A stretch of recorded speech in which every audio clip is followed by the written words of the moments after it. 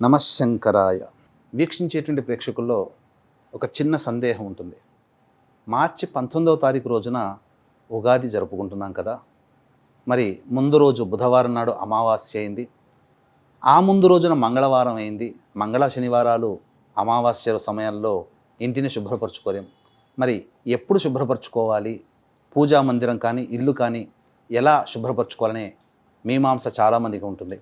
సోమవారం రోజున ద్వాదశి ఉదయం 8:52 వరకు ఉంది. తదనంతరం త్రయోదశి తిథి వస్తుంది. కాబట్టి ప్రేక్షకులు అందరూ కూడా ఈ సోమవారం రోజునే ఇంటిని పూజా మందిరాన్ని చక్కగా శుభ్రపరచుకోవాలి. ఇంటినంతా కూడాను ఎటువంటి బూజు అనేటువంటిది లేకుండా, పూజా మందిరం కూడా బూజు అనేది లేకుండా, పూజా ద్రవ్యాలు, విగ్రహాలు, పటాలు అన్నీ కూడాను శుభ్రమైనటువంటి వస్త్రముతో మనం శుభ్రపరచుకోవాలి.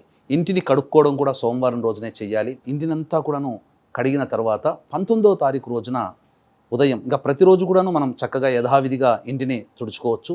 19వ తారీఖు రోజున మాత్రం ఇల్లంతా తుడిచిన తర్వాత స్నానం చేసే ఈ విధానాన్ని పాటించండి. స్నానం చేసి ఇల్లంతా చక్కగా బూజు దులిపిన తర్వాత, అనగా తుడిచిన తర్వాత, ఒక బకెట్ నీళ్ళల్లో గళ్ళ ఉప్పు, పసుపు, గోపంచకం, ఏదైనా నదీ నీరు, గంగా, గోదావరి, కృష్ణ నదీ నీరు, పచ్చకర్పూరం, ఇలాచీ పొడి, జాజికాయ, జాపత్రి పొడి, కుంకుమ పువ్వు ఇవన్నీ వేసి కలియపెడితే కరిగిపోతాయి.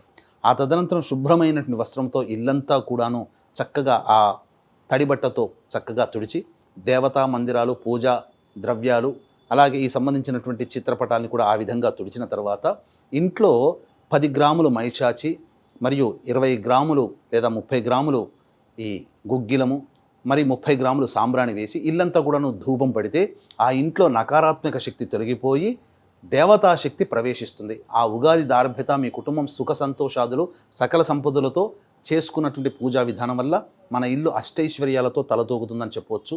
అంతేకాకుండా ఈ యొక్క పరాభవనామ సంవత్సరం గత సంవత్సరం కంటే కూడా ఈ సంవత్సరం చాలా ఆనందంగా ఉండాలి. మీ సంకల్పం ఖచ్చితంగా నెరవేరాలి, నవగ్రహాల యొక్క అనుగ్రహం సంపూర్ణంగా ఉండాలి అనే సదుద్దేశంతో ఏప్రిల్ 1వ తారీఖు రోజున హస్త నక్షత్రం ఉన్నటువంటి రోజున సాయంకాలం 6 గంటలకి ప్రముఖ శైవ క్షేత్రంలో నవగ్రహాల యొక్క అనుగ్రహం కోసం నవగ్రహ పాశుపత హోమం, మృత్యుంజయ హోమం, సుదర్శన హోమం, రుద్రహోమం, లక్ష్మీ మూలమంత్ర సంపుటిత లక్ష్మీ సూక్త హోమాన్ని జరిపించి శక్తిపాతం చేసినటువంటి కరుంగలి మాల ఇవ్వడం జరుగుతుంది. ఈ కార్యక్రమంలో గోత్రనామాదులు నమోదు చేసుకోదలిచినటువంటి వాళ్ళు ఏప్రిల్ 1వ తారీఖు మధ్యాహ్నం 3 గంటల లోపల నమోదు చేసుకోవచ్చు.